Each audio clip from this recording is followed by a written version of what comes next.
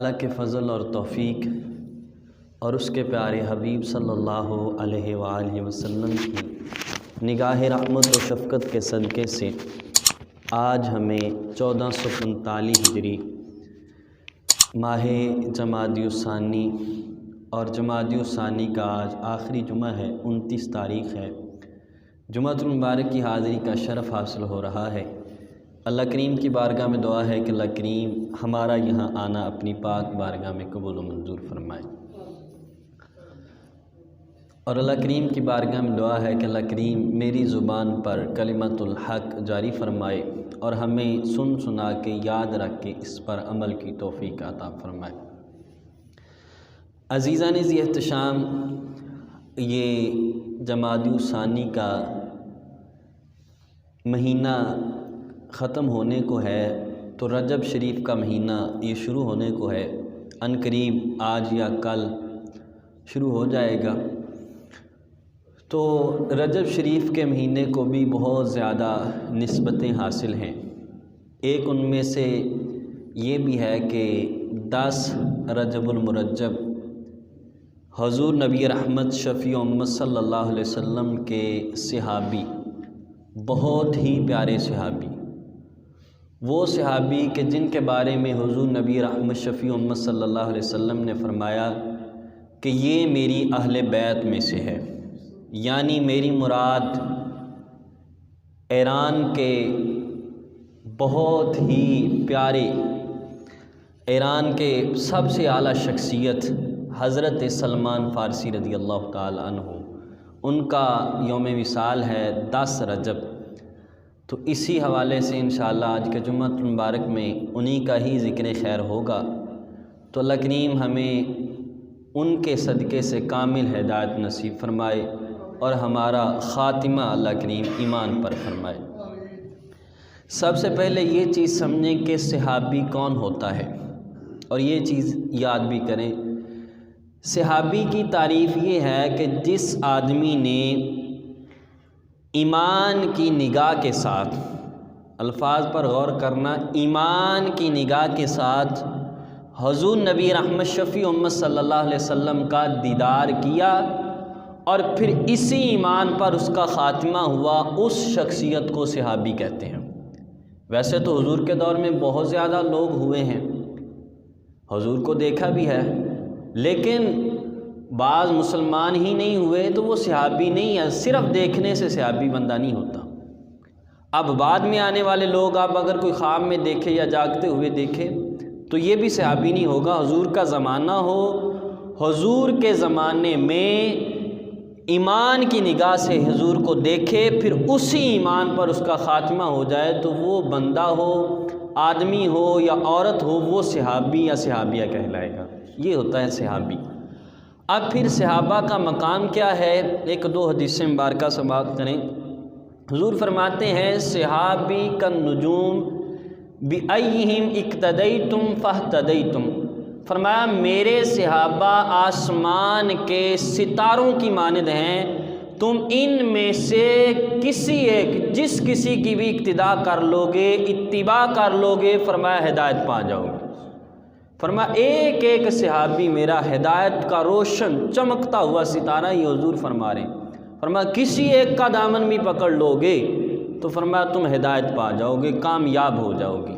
اور لیکن یہ ہے کہ کسی ایک کا دامن پکڑنے سے یہ مراد نہیں ہے کہ باقیوں کو بندہ چھوڑ دے، کسی ایک کا انکار بھی کرے گا تب بھی راہ ہدایت سے بھٹک جائے گا۔ ماننا سب کو ہوگا، یہ ہو سکتا ہے کہ کسی کی محبت دل میں زیادہ آ جائے، اس میں کوئی حرج نہیں ہے۔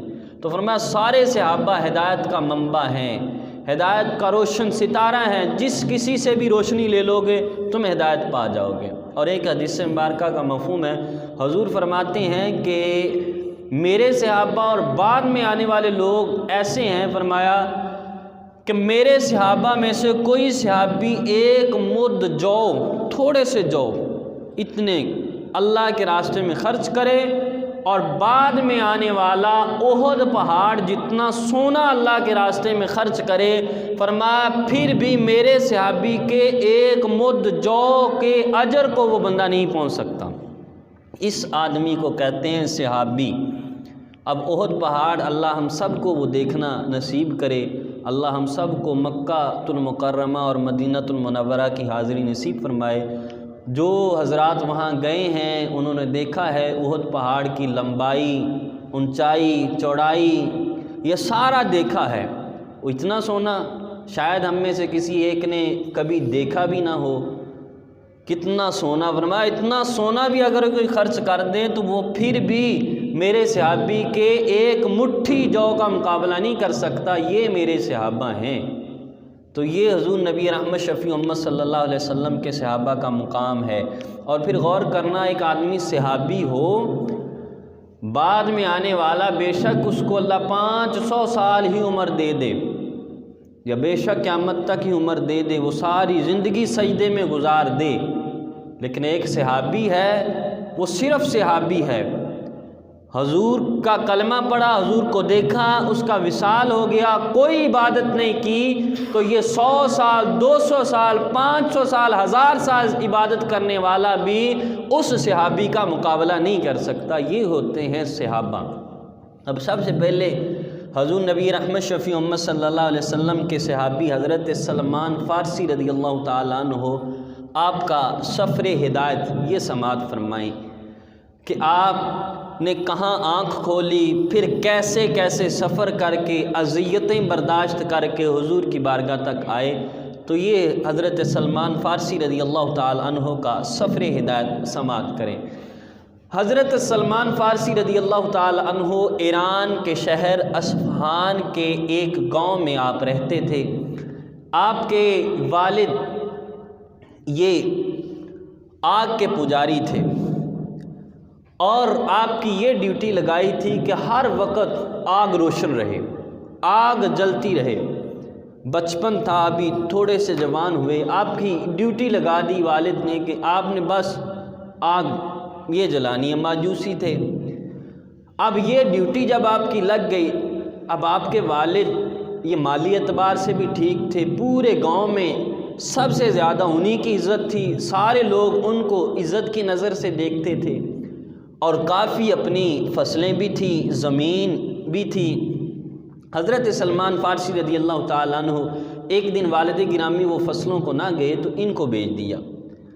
حضرت سلمان فارسی، اور ان کا اصل نام سلمان یہ بعد میں حضور نے رکھا ہے، اصل نام ان کا پہلے اور تھا، لیکن حضور کی بارگاہ میں آئے، حضور نے پہلی نظر ہی دیکھ کے کہا سلمان، حضور کی زبان سے سلمان نکلا تو اصل نام ان کا تھا مابا، وہ سارے بھول گئے، اور نام یہی پوری دنیا میں مشہور ہے سلمان فارسی، کیونکہ حضور نے ان کو نام دیا تھا، حضور نے ان کا نام رکھا تھا سلمان۔ تو یہ اپنی فصلوں میں گئے، کھیتوں میں گئے، وہاں سے جب واپس آ رہے تو واپس آتے ہوئے انہوں نے ایک کلیسا دیکھا، معبد دیکھا عیسائیوں کا، وہ وہاں عبادت کر رہے تھے۔ حضرت سلمان فارسی اندر چلے گئے، اندر جا کے دیکھا کہ عیسائی عبادت کر رہے ہیں، تھوڑی دیر وہاں رکے، ان کا عبادت کرنا آپ کو اچھا لگا۔ حضرت سلمان فارسی نے بھی کچھ دیر ان کے ساتھ عبادت کی۔ اب روزانہ کھیتوں کو جاتے ہیں، واپس آتے ہوئے ان کے پاس بیٹھ جاتے ہیں۔ اب ان کو کہہ بھی دیا کہ مجھے آپ کا یہ طریقہ بہت اچھا لگا ہے، میں اس مذہب کی تعلیم حاصل کرنا چاہتا ہوں۔ اب آپ کے والد کو پتہ چلا کہ میرا بیٹا یہ میرے مذہب سے دور ہو رہا ہے، اور پورے گاؤں میں میری ایک عزت ہے، وقار ہے، اور بعد میں میرا وارث بھی یہ بنے گا، اگر اس نے کوئی اور مذہب اختیار کر لیا تو اب میرا تو سارا کچھ جائے گا، میرا تو نام یہ سارا کچھ ختم ہو جائے گا، لوگ میرے مخالف ہو جائیں گے۔ اور تڑپ بھی تھی کہ میرا بیٹا، اب انہوں نے کیا کیا، انہوں نے اپنے بچے کو پوچھا تو انہوں نے بتا دیا کہ بابا ایسے میں نے دیکھا ہے، مجھے اچھا لگا، میں وہاں بیٹھنے لگ گیا۔ اب ان کے والد گرامی نے ان کو بیڑیاں ڈال دی، اور بیڑیاں ڈال کے گھر کے اندر اندھیرے والے کمرے میں جہاں روشنی کا انتظام نہ ہو وہاں قید کر دیا۔ اب ان عیسائیوں کے ساتھ بات ہوئی تھی کہ اگر مجھ پر کوئی مصیبت آئے تو آپ نے مجھے اس مصیبت سے نکالنا ہے، عیسائیوں کو خبر ہوئی۔ اب ان عیسائیوں نے حضرت سلمان فارسی کو یہاں سے رہا کیا کسی طریقے کے ساتھ۔ اب ملک شام سے ایک قافلہ آیا تھا، اس قافلے کے ساتھ حضرت سلمان فارسی کو بھیج دیا۔ حضرت سلمان فارسی ملک شام گئے تو وہاں جا کے پوچھا کہ یہاں سب سے بڑا آپ کا پادری کون ہے جس کے پاس سب سے زیادہ علم ہو، سب سے زیادہ اللہ کا مقرب ہو؟ انہوں نے بتایا کہ یہ آدمی ہے ایک جو انہوں نے چنا ہوا تھا۔ اس کے پاس گئے تو بتایا کہ مجھے آپ کا مذہب اچھا لگا ہے، میں چاہتا ہوں کہ میں آپ سے علم حاصل کروں، تو وہاں علم حاصل کرنا شروع کر دیا۔ اب حضرت سلمان فارسی علم حاصل کر رہے ہیں اور ساتھ ساتھ اللہ اللہ بھی کر رہے ہیں ان کے مذہب کے مطابق، عیسائی مذہب کے مطابق۔ اب آپ اس بڑے پادری کی حرکات و سکنات سے واقف ہیں، دیکھ رہے ہیں کہ یہ کیا کرتا ہے۔ اب آپ نے جانچ لیا کہ یہ تو دنیا کا پجاری ہے، یہ تو دنیا دار ہے، اس کو صرف اور صرف مال کی ہرس ہے، اس کے علاوہ کچھ نہیں ہے۔ آخر کار اس کا آخری وقت آ گیا تو کہا عالی جاں مجھے بتائیے کہ اب میں آپ کے بعد کس کے پاس جاؤں؟ انہوں نے کہا کہ موصل میں چلے جانا، وہاں ایک بڑا پادری ہے اس کے پاس چلے جانا، وہ بڑا اللہ کا مقرب ہے۔ اس کا وصال ہو گیا تو اب حضرت سلمان فارسی نے لوگوں سے بتایا کہ جس کو تم اپنا بڑا نیک سمجھتے تھے یہ نیک آدمی نہیں تھا، یہ تو صرف مال کا پجاری تھا، لوگوں سے نذرانے لیتا تھا، اس نے ساتھ سونے اور چاندی کے یہ گڑھے بھی دبا رکھے تھے۔ لوگوں نے کہا بتاؤ کہاں ہیں وہ؟ حضرت سلمان فارسی نے بتایا یہاں ہیں، سارے نکالے۔ اب لوگوں نے اس کو لٹکا دیا، بازار میں چوک میں لٹکا دیا کہ یہ ہے کہ اللہ کے گھر میں آ کے کلیسے میں آ کے بیٹھ کے اور لوگوں کو دھوکہ دیتا تھا۔ اب اس کے بعد حضرت سلمان فارسی چلے گئے موصل کی طرف۔ جب موصل کی طرف گئے تو وہاں کے راہب کو ساری بات سنائی، تلاش کیا، اس نے کہا ٹھیک ہے رہ لو میرے پاس، دن رات ان کے مذہب کی تعلیم سیکھی۔ اب حضرت سلمان فارسی کہتے ہیں میں نے اس آدمی کو بڑا نیک پایا، واقعی اس کو دنیا کی طلب نہیں تھی، صرف اللہ اللہ کرتا۔ اب اس کی زندگی نے بھی ساتھ نہ دیا، کہتے ہیں اس کے بھی آخری وقت آ گیا۔ میں نے کہا علی جاں اب میں کہاں جاؤں؟ کہا کہ اب تم نصیبین چلے جانا اس علاقے میں، وہاں کا ایڈریس دیا۔ کہتے ہیں اس کے وصال کے بعد میں وہاں گیا، وہاں بھی ایک پادری کے پاس جا کے میں نے انجیل کا علم حاصل کیا۔ مختصر کرتا ہوں، کہتے ہیں وہاں اس کا بھی آخری وقت آ گیا تو میں نے پوچھا کہ اب حضرت میں کس کے پاس جاؤں؟ کہا کہ اب تم اموریہ چلے جانا، ملک شام کا علاقہ یہ بھی، کہا کہ وہاں چلے جانا، اسقف پادری ہے اس کے پاس چلے جانا۔ کہتے ہیں کہ میں اس کے پاس گیا، میں نے ساری روداد سنائی، پچھلے واقعات سنائے، میں نے کہا کہ اس غرض سے آیا ہوں۔ کہتے ہیں مجھے بڑی عزت دی اس نے، اپنے پاس رکھ لیا، دن رات میں علم حاصل کرتا تھا۔ کہتے ہیں میں نے انجیل پڑھی، جب میں انجیل کھولتا تھا، ساری انجیل پڑھی تھی تو انجیل میں کیا دیکھتا تھا کہ نبی آخر و زمان کی نشانیاں پڑھتا تھا۔ جب میں نے تورات پڑھی، کہتے ہیں تورات میں موسیٰ علیہ السلام کے فرمان پڑھتا تھا۔ موسیٰ علیہ السلام بھی کہتے تھے کہ اے تورات پڑھنے والوں، اے تورات کے پڑھنے والوں، میں ہی آخری نبی نہیں ہوں، ایک آخری نبی آئے گا جو آ کے بنی اسماعیل میں سے ہوگا، لیکن آ کے سارے جہان کی تقدیر کو بدل دے گا، سارے نبیوں کا وہ امام ہوگا۔ کہتے ہیں میں نے تورات میں بھی پڑھا، انجیل میں کھولتا تھا، انجیل میں بھی میں نے پڑھا کہ عیسیٰ علیہ السلام خود فرما رہے ہیں وَمُبَشِّرًا بِرَسُولٍ يَأْتِي مِن بَعْدِهِ اسْمُهُ احمد، اور اس آیت کو اللہ نے کلام مجید میں بھی نقل فرمایا، یہ قرآن میں بھی موجود ہے۔ کہتے ہیں عیسیٰ علیہ السلام بھی اس نبی آخر الزمان کی خوشخبریاں دے رہی ہیں، لیکن ابھی وقت نہیں آیا تھا۔ کہتے ہیں کہ اس کی بھی زندگی نے ساتھ نہ دیا، آخر اس کو بھی موت آ گئی۔ تو میں نے پوچھا علی جاں اب کہاں جاؤں؟ تو کہا کہ اب اس مذہب کا کوئی اچھے طریقے سے پجاری مجھے نظر نہیں آ رہا کہ کوئی خالص طریقے سے اللہ اللہ کرتا ہو۔ اب تو ایسے کر کہ اب تم عرب کے علاقے میں چلے جاؤ۔ کہتے ہیں کہ اس نے مجھے مدینے کا ایڈریس دیا اور نشانیاں بھی بتائیں کہ اس شہر کی نشانیاں کیا ہیں۔ کہا کہ اس شہر میں چلے جاؤ، وہ نبی آخر الزمان اس شہر میں ہجرت کر کے آئیں گے۔ کہتے ہیں مجھے نشانیاں بھی بتائیاں، کہا کہ وہاں چلے جاؤ، جب حضور آئیں تو حضور پر ایمان لے کے آنا، یہی سچا راستہ ہے اور یہی راہ ہدایت ہے۔ حضرت سلمان فارسی کہتے ہیں میں وہاں سے نکلا، جب اس کا انتقال ہوا اس پادری کا، اسقف کا، کہتے ہیں میں وہاں سے نکلا تو وہاں رہ کر کہتے ہیں میں نے کافی وقت گزارا تھا، میں اپنی محنت بھی کیا کرتا تھا، میں نے کچھ گائے بھی خرید لی تھی، کچھ بکریاں، بیڑے۔ فرماتے محنت بھی کرتا تھا، ساتھ تورات بھی سیکھتا تھا، انجیل بھی سیکھتا تھا، محنت بھی کرتا تھا، کافی مال بھی میرے پاس تھا۔ کہتے ہیں میں نے اپنا مال لیا، میں نکلا تو راستے میں قبیلہ بنی کلب کا ایک تاجروں کا قافلہ آ رہا تھا۔ تو کہتے ہیں میں نے اس سے کہا کہ بھائی مجھے یثرب جانا ہے، وہاں کی سرزمین میں مجھے جانا ہے، مجھے وہاں پہنچا دو، بے شک میری گائیں بھی لے لو، بے شک میری بکریاں، بیڑ، یہ سارا کچھ لے لو، صرف اور صرف مجھے یثرب پہنچا دو۔ اب دیکھنا لگن کیا ہے، اصل تڑپ کیا ہے، مال کی تڑپ نہیں ہے۔ گائے جاتی ہیں تو جائے، بیڑیں جاتی ہیں تو جائے، بکریاں جاتی ہیں تو جائے، بس حضور مل جائیں۔ یہی لگن ہے حضرت سلمان فارسی کے دل میں، یہی سینے میں تڑپ ہے۔ ان تاجروں نے کہا ٹھیک ہے ہم تمہیں یثرب پہنچا دیں گے۔ اب حضرت سلمان فارسی ان کے ساتھ آ گئے، بیڑیں بھی رکھی، بکریاں بھی رکھی ان تاجروں نے، گائے بھی رکھی۔ اب راستے میں آ کے انہوں نے دھوکہ کیا حضرت سلمان فارسی کے ساتھ۔ حضرت سلمان فارسی کو کسی یہودی کو بیچ دیا، کہا یہ غلام ہے اس کو خرید لے۔ حضرت سلمان فارسی کو خبر بھی نہ ہونے دی، اب بیچ دیا۔ وہ کسی اور علاقے میں لے گئے اور اوس قبیلے کا ایک یہودی گیا وہاں، وہ اس کا قریبی تھا، اس نے کہا یہ غلام مجھے بیچ دو۔ وہ خرید کے لے کے آ گیا، اس کا نام تھا شمعون یہودی، وہ یثرب کا رہنے والا تھا۔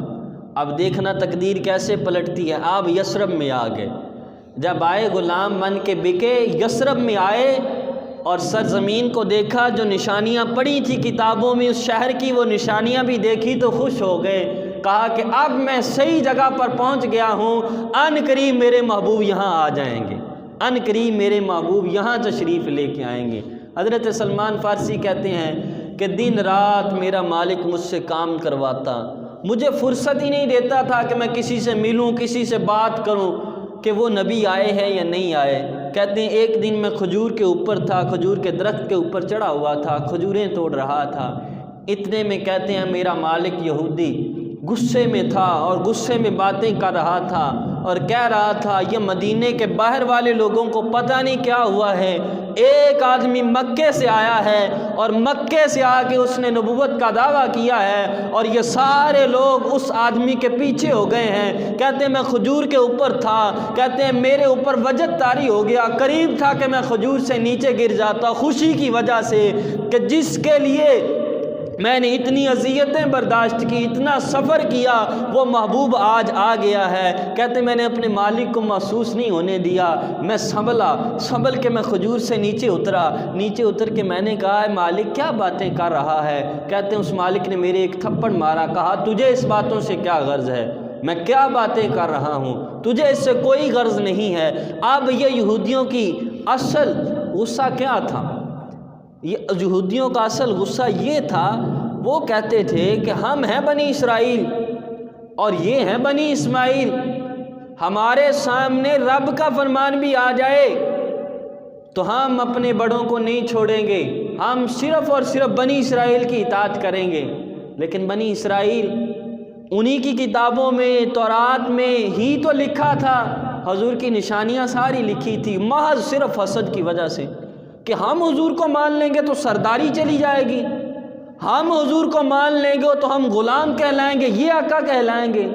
حالانکہ پیچھے حضرت ابراہیم علیہ السلام ایک باپ کی اولاد تھی، ابراہیم علیہ السلام کے دو بیٹے اسحاق علیہ السلام اور اسماعیل علیہ السلام، اسحاق علیہ السلام کے بیٹے یعقوب علیہ السلام، اور یعقوب علیہ السلام کو اسرائیل بھی کہتے ہیں، اور انہی کی وجہ سے سارے یہ بنی اسرائیل کہلاتے ہیں، کیونکہ انہی کی اولاد سے سارے نبی آئے۔ اور حضرت اسماعیل علیہ السلام کی اولاد سے صرف ایک نبی آئے، حضور علیہ السلام۔ تو یہی غصہ تھا، حسد تھا، تکبر تھا کہ ان میں نبوت کیسے آ گئی، اب ہم ان کو مانیں گے۔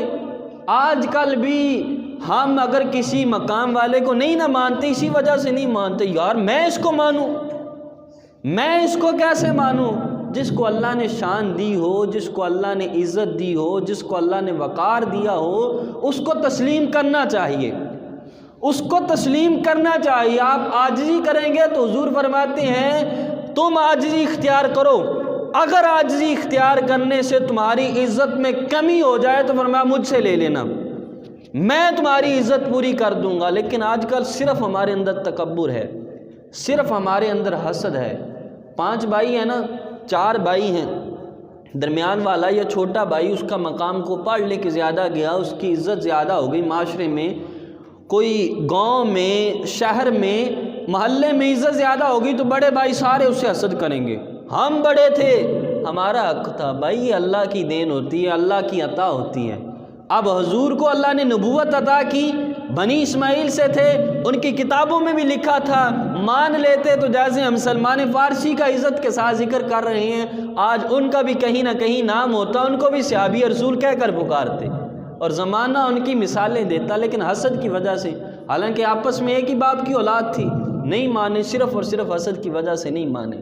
حضرت سلمان فارسی کہتے ہیں میں نے کہا کہ وقت نکال کے اب میں ان کی بارگاہ میں جاؤں گا، کہتے ہیں میں وقت نکال کے ایک دن کھجوریں لے کے حضور کی بارگاہ میں حاضر ہوا، اور سب سے پہلی مسجد قباء مدینہ کے باہر آ کے حضور نے تعمیر کی، اور جب حاجی جاتے ہیں تو وہاں بھی جاتے ہیں، وہاں نوافل بھی ادا کرتے ہیں، وہاں دعائیں کی ہوئی بھی قبول ہوتی ہیں۔ حضور نے وہ مسجد قباء اور بعد میں آ کے مسجد نبوی کی تعمیر حضور علیہ السلام نے کی۔ کہتے ہیں میں حضور کی بارگاہ میں حاضر ہوا اور حضور کے ارد گرد صحابہ بیٹھے تھے، فرماتے ہیں حضور درمیان میں، تو میں نے کھجوریں حضور کی بارگاہ میں پیش کی، میں نے عرض کیا یا رسول اللہ یہ صدقے کی کھجوریں ہیں۔ کہتے ہیں حضور علیہ السلام نے وہ کھجوریں صحابہ سے کہا کہ آپ کھا لیں، میں صدقہ نہیں کھاتا۔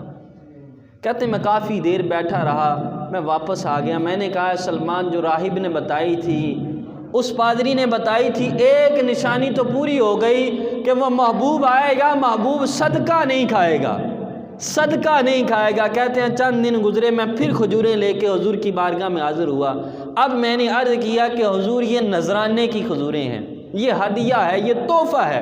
کہتے ہیں حضور نے خود بھی تناول فرمائی، صحابہ کو بھی دی۔ میں نے کہا سلمان دوسری نشانی بھی پوری ہو گئی۔ کہتے ہیں میں تیسری مرتبہ حضور کی بارگاہ میں حاضر ہوا، حضور ایک صحابی کا جنازہ پڑھ کے فرماتے ہیں جنت البقیع سے واپس آئے۔ کہتے ہیں میں حضور کے پیچھے ہوا کہ حضور کے کندھوں کے درمیان جو مہر نبوت ہے اس کو دیکھو۔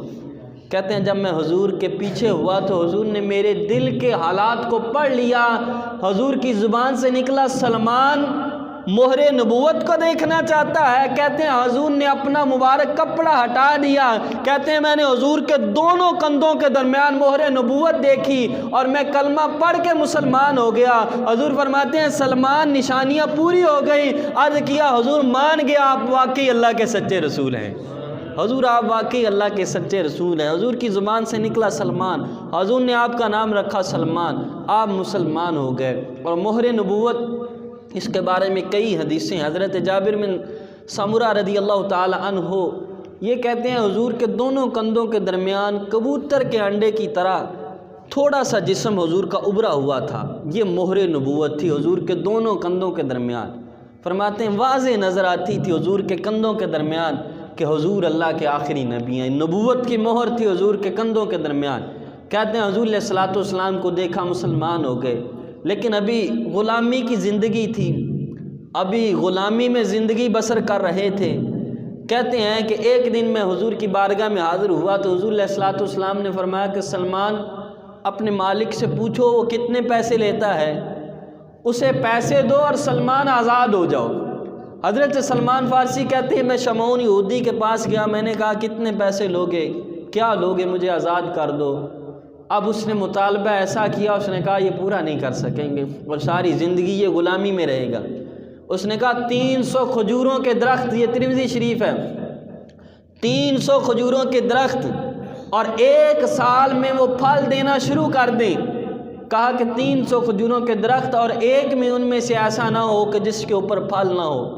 کہا کہ یہ تم لگا کے دو اور 40 اوقیہ سونا دو، جاؤ تم آزاد ہو جاؤ۔ حضرت سلمان فارسی حضور کی بارگاہ میں عرض کیا یا رسول اللہ یہودی کہتا ہے 300 کھجوروں کے درخت 1 سال میں پھل بھی دینا شروع کر دیں اور 40 اوقیہ سونا بھی۔ حضور نے صحابہ سے فرمایا صحابہ اپنے بھائی سلمان کی مدد کرو، سارے سلمان کے لیے کھجوروں کے پودے لے کے آؤ۔ حضور نے جب اعلان کیا کوئی صحابی 5 پودے لے کے آیا، کوئی 10، کوئی 15، کوئی 20، کوئی 25، کوئی 30 آیا۔ حضور نے فرمایا کوئی ایک نہ لگائے، سارے لا کے مجھے دے، پودے میں خود لگاؤں گا۔ حضور علیہ الصلوۃ والسلام نے اپنے مبارک ہاتھوں سے وہ 300 کھجوروں کے درخت لگائے. حضور نے وہ 300 کھجوروں کے درخت اور ایک کسی اور نے لگا دیا، وہ نہیں ہوا. حضور نے اس کی جگہ اپنے ہاتھوں سے لگایا. 300 کا 300 جو حضور نے لگایا تھا، سارے کھجوروں کے درخت 1 سال سے پہلے جوان بھی ہو گئے، ان پر کھجوریں بھی لگ گئیں. اب حضور نے فرمایا سلمان ایک نشانی، ایک چیز جو اس نے طلب کی تھی یہ تو پوری ہو گئی. اب ایک دن حضور کی بارگاہ میں کسی صحابی نے سونا پیش کیا، مرغی کے انڈے جتنا سونا حضور کی بارگاہ میں ہدیہ پیش کیا. حضور یہ آپ کے لیے تحفہ ہے. اب حضور علیہ الصلوۃ والسلام نے اپنے ہاتھوں میں پکڑا، یہ بھی ترمذی شریف ہے. حضور نے اس کے اوپر برکت کی دعا کی، اللہ نے حضور کی وجہ سے اس میں ایسی برکت ڈال دی. ابھی دعا ختم ہوئی، حضور نے فرمایا اس کا وزن کرو. جب وزن کیا گیا تو 40 اوقیہ بن گیا. حضور نے فرمایا سلمان یہ لے جاؤ، اپنے مالک کو دو اور آ جاؤ، آج میری بارگاہ میں آ جاؤ. حضرت سلمان فارسی نے وہ 40 اوقیہ سونا دیا اپنے مالک کو، دے کے واپس آئے. اب ساری زندگی حضور کی غلامی میں گزار دی اور اس قدر وفا کی کہ حضور نے فرمایا سلمان یہ کوئی اور شخص نہیں ہے، سلمان بھی میرے گھر والا ہے. فرمایا سلمان میری اہل بیت میں سے ہے. اتنا مقام حضور نبی رحمت شفیع امت صلی اللہ علیہ وسلم نے حضرت سلمان فارسی رضی اللہ تعالی عنہ کو دیا. اور پھر حضور علیہ الصلوۃ والسلام نے جب بھائی چارہ قائم فرمایا صحابہ کے درمیان، تو حضرت سلمان فارسی کو حضرت ابو ذر غفاری رضی اللہ تعالی عنہ کا بھائی بنا دیا. اور اس طرح حضرت ابو ذر غفاری اور حضرت سلمان فارسی کی آپس میں بڑی محبت تھی، بڑا پیار تھا. اور ایک دن حضرت سلمان فارسی رضی اللہ تعالی عنہ اپنے بھائی حضرت ابو ذر کے گھر گئے تو آپ کی بیوی کو دیکھا بالکل دنیا سے بے رغبت ہیں، کچھ بھی دنیا داری کا خیال نہیں ہے. کہا میری بہن کیا ہوا ہے؟ کہا عورتیں اپنے آپ کو سنوارتی تو اپنے خامند کے لیے ہیں. کہا میرا خامند یہ تارک دنیا ہے تو میں نے اب کس کے لیے سنورنا ہے؟ حضرت سلمان فارسی کہتے ہیں میں وہاں ٹھہر گیا تو میری بہن نے فرماتے ہیں میرے لیے کھانا تیار کیا. اتنے میں ان کے شوہر حضرت ابو ذر بھی آ گئے. کہتے ہیں جب حضرت ابو ذر آئے تو انہوں نے میرے سامنے کھانا رکھا. کہتے ہیں میں کھانا کھانے لگا، میں نے کہا بھائی آپ بھی کھاؤ. انہوں نے کہا میں تو روزے سے ہوں. کہا یہ نفلی روزہ ہے، آپ میرے ساتھ کھائیں گے، آپ کو کھانا ہوگا، آج میرے ساتھ کھانا کھانا ہے. حضرت سلمان فارسی کہتے ہیں جب میں نے کہا تو میرے بھائی ابو ذر نے نفلی روزہ افطار کیا، میرے ساتھ بیٹھ کے کھانا کھایا. کہتے ہیں ہم نے کھانا کھایا، اب رات ہو گئی، میں نے کہا آج یہیں رہوں گا. اب یہ کہتے ہیں جب رات شروع ہوئی تو میرے بھائی ابو ذر یہ مصلے پہ چلے گئے. میں نے بازو پکڑا، میں نے کہا ادھر آ، سو آرام کر، مصلے پہ نہیں کھڑے ہونا، اب غور کرنا. کہتے ہیں سو گئے. آدھی رات کا وقت آیا تو ابو ذر اٹھ گئے. میں نے کہا نہیں سو، ابھی نہیں اٹھنا. کہتے ہیں جب رات کا پچھلا پہر آیا تو میں بھی اٹھا. میں نے کہا ابو ذر اب اٹھیں، اب اللہ اللہ کریں، تہجد پڑھیں اور فجر بھی پڑھیں. کہتے ہیں صبح یہ جو ہماری آپس میں بات ہوئی تھی حضور کی بارگاہ میں عرض کیا حضور کل سے آج تک سلمان نے مجھے یہ تلقین کی ہے. حضور نے فرمایا ہے ایسا ابو ذر یہ سلمان تورات کا بھی عالم ہے، سلمان انجیل کا بھی عالم ہے، یہ اب میرے اوپر جو قرآن نازل ہو رہا ہے اس کی بھی تعلیم سیکھ رہا ہے. اے ابو ذر تیرے اوپر تیرے جسم کا بھی حق ہے، تیرے پیٹ کا بھی حق ہے، تیری بیوی کا بھی حق ہے. اے ابو ذر آرام بھی کر، جیسے سلمان کہتا ہے ایسے سلمان کی مان بھی صحیح. اب حضور نے زندگی کا طریقہ بتایا. یہ نہیں ہے کہ بندہ ساری رات عبادت کرتا رہے اور صبح کام بھی نہ کر سکے، اپنے لیے محنت کر کے کچھ کما بھی نہ سکے. ساری رات نہ عبادت کرو نہیں ہوتی. صبح کے وقت تہجد کے وقت اٹھ جاؤ، فجر سے آدھا گھنٹہ 1 گھنٹہ پہلے اللہ اللہ کرو، تہجد پڑھو، فجر پڑھو. دن کے وقت کام بھی کرو، اپنی بیوی کو بھی ٹائم دو، بچوں کو بھی ٹائم دو. حضور نے یہ طریقہ پسند فرمایا. یہ حضور نے پسند نہیں فرمایا کہ ایک آدمی سارا کچھ ترک کر کے بالکل الگ تھلگ ہو جائے. نہ، دنیا داری میں رہو، اپنے ماں باپ کو ٹائم دو، اپنی بیوی بچوں کو ٹائم دو. یہ دنیا داری بھی دیکھو لیکن اس کے ساتھ ساتھ اللہ اللہ بھی کرو. یہ نہیں کہ ساری رات اللہ اللہ کرتے رہو اور صبح پھر کام نہ ہو، شام کے وقت بچے بھوکے ہوں. ایسا نہیں، اللہ اللہ بھی کرنی ہے اور ساتھ میں یہ بھی کام کرنا ہے کہ اللہ اللہ کرنے کے ساتھ یہ کام بھی کرنے ہیں کہ دنیا داری کا بھی خیال رکھنا ہے، اپنے بیوی بچوں کا بھی لحاظ رکھنا ہے، یہ سارا کچھ بھی کرنا ہے۔ یہ حضرت سلمان فارسی یعنی حضور نے فرمایا ان کے پاس تورات کا بھی علم ہے، ان کے پاس حضور علیہ الصلوۃ والسلام نے فرمایا انجیل کا بھی علم ہے۔ تو یہ حضرت سلمان فارسی رضی اللہ تعالی عنہ۔ اور آخر میں ایک مسئلہ بھی سماعت فرمائیں۔ سردی بہت ہی زیادہ ہے اور حقیقت بات ہے اللہ کے بڑے خوش نصیب بندے ہیں وہ جو اس سردی میں بھی آ کے تازہ وضو کرتے ہیں، وضو کر کے نماز پڑھتے ہیں، اور اسی لیے اس سردی کے وضو کو پسند فرمایا احادیث میں، اور گرمی کے روزوں کو پسند فرمایا کہ یہ بہترین عبادتیں ہیں، اللہ اس کو بہت ہی پسند فرماتا ہے۔ سردی کا موسم ہو، ایک آدمی وضو کرے، وضو کر کے اللہ کی بارگاہ میں کھڑا ہو، اور گرمی کا موسم ہو اور گرمی کے موسم میں سخت گرمی میں بندہ روزہ رکھے، تو اس کو بھی اللہ رسول نے بڑا ہی پسند فرمایا ہے۔ حقیقت بات ہے یہ ایک بندے کے مومن ہونے کی علامت ہے کہ بندہ اللہ رسول کے احکامات پر عمل کرتا ہے۔ کیا ہے؟ بے شک سردی ہے، جتنی مرضی سردی ہے، وہ کہتا نہیں میں نے ایسے نماز نہیں پڑھنی، پہلے وضو کرنا ہے، وضو کر کے پھر اللہ کی بارگاہ میں جانا ہے۔ کیوں جانا ہے بھائی؟ ایسے پڑھ لے۔ وہ کہے گا نہیں، رسول اللہ نے فرمایا وضو کے بغیر نماز نہیں ہوتی، میں مسجد میں آیا ہوں تو پہلے وضو کروں گا، وضو کر کے پھر نماز پڑھوں گا۔ اب بندے کے اوپر غسل بھی فرض ہوتا ہے، اب غسل فرض ہوتا ہے اور اس وقت بھی نہاتا ہے۔ کیوں نہاتا ہے؟ کہتا ہے نا اللہ رسول کا حکم ہے، اس کو ماننا ہے، میں غسل کر کے پھر مسجد میں جاؤں گا، ایسے نہیں مسجد میں جا سکتا۔ تو اب آیت کریمہ سماعت فرمائیں کہ سردی کا موسم ہے تو اللہ رسول نے ایک رخصت بھی دی ہے کہ ایک آدمی اگر موزے پہن لیتا ہے تو اس کے اوپر مسح کر سکتا ہے، لیکن پہلے صورت مسئلہ سماعت کریں پھر اس کی وضاحت سماعت کریں۔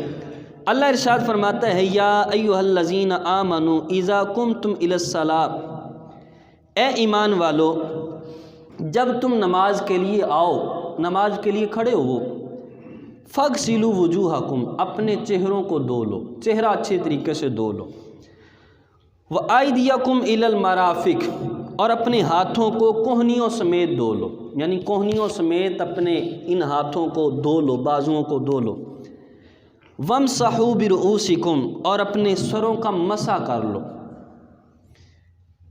وَأَرْجُلَكُمْ إِلَى الْكَعْبَيْنِ، اور اپنے پاؤں کو ٹخنوں سمیت دھو لو۔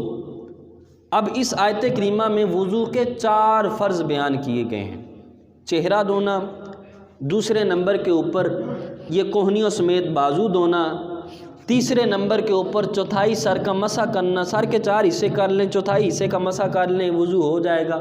پورے سر کا مسح کرنا یہ سنت ہے۔ پاؤں دھونا ٹخنوں سمیت، یہ وضو کے اندر 4 فرض ہیں۔ باقی جو چیزیں ہیں کچھ سنتیں ہیں، کچھ مستحبات ہیں، یعنی ہم کلی کرتے ہیں، ناک میں پانی چڑھاتے ہیں، یہ سارا جو انگلیوں کا خلال کرتے ہیں، اس میں سے کچھ سنتیں ہیں، کچھ مستحب ہیں۔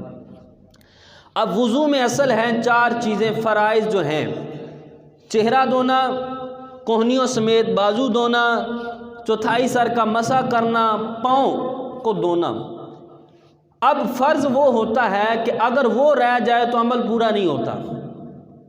ایک آدمی چہرہ نہیں دھوتا، کوہنیوں سمیت ہاتھ بھی دھو لیتا ہے، سر کا مسح بھی کر لیتا ہے، پاؤں بھی دھو لیتا ہے، تو اس کا وضو نہیں ہوئے گا، اس کا وضو نہیں ہوگا۔ اگر یہ 3 عمل کر لیتا ہے، پاؤں چھوڑ دیتا ہے، تب بھی اس کا وضو نہیں ہوگا، کیونکہ یہ 4 فرائض ہیں، فرائض ہیں وضو کے اندر۔ اب اصل تھا پاؤں کا دھونا، لیکن اللہ رسول نے ایک اجازت دے دی کہ اگر آپ سردی کا موسم آ جائے، زیادہ سردی ہو جائے، موزے پہن لیں، تو اب اللہ رسول نے رخصت دے دی ہے، اجازت دے دی ہے کہ مسح کرنا یہ جائز ہے، مسح کر سکتے ہیں موزے کے اوپر۔ اب ایک چیز یاد رکھیں کہ موزہ کہتے کسے ہیں؟ موزہ وہ ہوتا ہے کہ جو چمڑے کا ہو، جس کے اندر پانی سرایت نہ کر سکے۔ یہ چمڑے کا نہیں ہے تو فقہاء نے لکھا ہے کسی اور چیز کا ہو، لیکن ایسا ہو کہ اس کے اندر پانی نہ جا سکے۔ یہ موزہ ہے، پونک میں آپ نے ڈالا ہے، اس کے اوپر پانی آپ ڈالیں تو پانی اوپر سے گزر جائے، نیچے آپ کے پاؤں پر تری نہ جائے۔ آپ 2 منٹ بھی پانی رکھیں اس کے اوپر تو نیچے پاؤں کے اندر تری نہ جائے، اس کو کہتے ہیں موزہ۔ وہ چمڑے کا ہو یا چمڑے کے علاوہ کسی اور چیز کا ہو، اور پھر موزہ ہو بھی ایسا کہ ٹخنے بھی اس کے اندر ڈکے ہوئے ہوں، ٹخنوں سمیت ہوں، ٹخنوں سے اوپر ہو، اس کو کہتے ہیں موزہ۔ اگر یہ آپ نے پہنا ہے تو اب اللہ رسول نے اجازت دی ہے کہ آپ مسح کر لیں۔ اور مقیم کے لیے کتنی ہے؟ مقیم 24 گھنٹے اس کے ساتھ مسح کر سکتا ہے، اور مسافر 3 دن اور 3 راتیں، یہ مسافر کے لیے ہے۔ تو اب یہ اللہ رسول نے رخصت دی تھی۔ اب ایک آدمی آتا ہے مسجد میں، اس نے جرابیں پہنی ہیں، اب وہ جراب کے اوپر مسح کرتا ہے۔ اب جراب پر موزے کی تعریف سچی نہیں آتی۔ اب غور کریں بھائیو، آپ گھر سے سفر کر کے آئے ہیں، چہرہ بھی دھویا ہے، بازو بھی دھوئے ہیں، مسح بھی کیا ہے، اب اگر پاؤں دھو لیں گے تو کیا زیادہ سردی لگ جائے گی؟ جراب بھی اتار کے پاؤں کو دھوئیں۔ جراب کے اوپر مسح کرنا یہ جائز نہیں ہے۔ اب وضو ہی نہیں ہوگا، جراب کے اوپر مسح کریں گے۔ اور موزے کی تعلیم میں سے یہ بھی ہے کہ بندہ 3 میل پیدل سفر کر سکے۔ اب جراب کے ساتھ آپ ادھر دکان تک جائیں تو ادھر پانی کھڑا ہو تو سارا پانی جو ہے اوپر لگ جائے گا پاؤں تک، اتنی موٹی بھی جراب ہو تو وہ پانی نیچے چلا جائے گا۔ تو جراب کے اوپر مسح کرنا یہ جائز نہیں ہے۔ موزہ ہو، چمڑے کا ہو یا چمڑے کے علاوہ کسی چیز کا ہو جس کے اندر پانی سرایت نہ کر سکے، اس کے اوپر مسح کرنا یہ جائز ہے، یہ اللہ رسول نے رخصت دی ہے، تو لہٰذا جرابوں پر مسح نہ کریں۔ اب غسل کی بات ہوئی تھی، بندے پر غسل فرض ہوتا ہے۔ اب حقیقتاً تو تھوڑے سے اعضاء بندے کے پلید ہوتے ہیں، اب اس کو دھو کے گزارا کر لے، نہیں کیوں نہیں کرتا؟ سارا جسم، اب کان تو ناک پلید نہیں تھے نا، سر تو پلید نہیں تھا نا، پاؤں ہاتھ باقی جسم تو پلید نہیں تھا، غسل فرض ہوا، سارا جسم اس کو دھوتا ہے، پانی گزارتا، کیوں؟ اللہ رسول کا حکم ہے۔ تو بھائیو یہ بھی اللہ رسول کا حکم ہے کہ جرابوں پر مسح نہیں ہوتا، موزے پر مسح ہوتا ہے۔